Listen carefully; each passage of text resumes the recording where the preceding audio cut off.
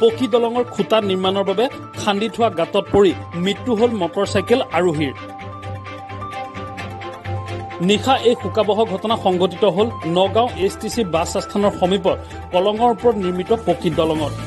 নিশা আন্ধাৰত পকী দলঙৰ গাঁতত সোমাই মৃত্যু হোৱা লোকজনৰ নাম নয়ন কুমাৰ গোস্বামী। মৃত গোস্বামীৰ ঘৰ নগাঁও চহৰ শিৱনগৰত। পুৱা দলঙৰ গাঁতত মটৰচাইকেলসহ মানুহ এজন পৰি থকা প্ৰত্যক্ষ কৰি স্থানীয় লোকে আৰক্ষীক খবৰ দিয়ে। পিছত আৰক্ষীয়ে গাঁতটোৰ পৰা মৃত লোকজনৰ লগতে AS 2C 2732 নম্বৰৰ বাইকখন উদ্ধাৰ কৰে।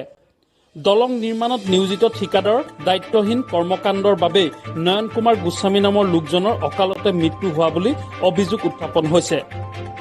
পকী পথৰ নিলগতে দলঙৰ খুঁটা নিৰ্মাণৰ বাবে ঠিকাদাৰে বৃহৎ আকাৰৰ গাঁত খান্দিছে যদিও পথ আৰু গাঁতটোৰ মাজৰ অংশত কোনো ধৰণৰ বেৰা আৰু সাংকেতিক চিহ্ন ব্যৱহাৰ নকৰাত নিশা আন্ধাৰত একো ৱাদিহ নাপাই মটৰচাইকেল আৰোহীজন গাঁতটোত পৰি মৃত্যু হোৱা বুলি ৰাইজে অভিযোগ উত্থাপন কৰে।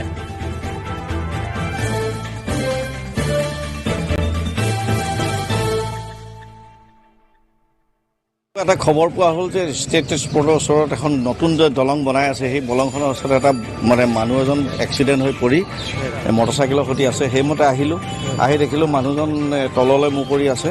সেইমতে আমি ডিজাষ্টাৰ মেনেজমেণ্ট আৰু এনেকৈ মাটি আনি পেলাই আমি মানুহটো ডেড বডিটো ৰিকভাৰ কৰিলোঁ। ডেড বডিটো এতিয়া জানিব পাৰিছোঁ লখিমপুৰৰ কোনোবা এজন মানুহ বুলি গোস্বামী। আমি ইন ডিটেইলছ আমি উলিয়াই আছোঁ এতিয়ালৈকে কোন মানুহ কি কথা, আৰু ৰিকভাৰ কৰিলোঁ। আৰু এতিয়া আমি ক্ৰেন লগাই আছোঁ গাড়ীখনৰ উঠাৰ কাৰণে পষ্টমৰ্টমলৈ পঠাম, তাৰপিছত তদন্ততহে গম পোৱা যাব। এতিয়ালৈকে আমি গম পোৱা নাই। গোস্বামী কিবা সুনয়ন কি গোস্বামী আছিলে, এতিয়ালৈকে একো গম পোৱা নাই। আফটাৰ ইনভেষ্টিগেশ্যনে গম পোৱা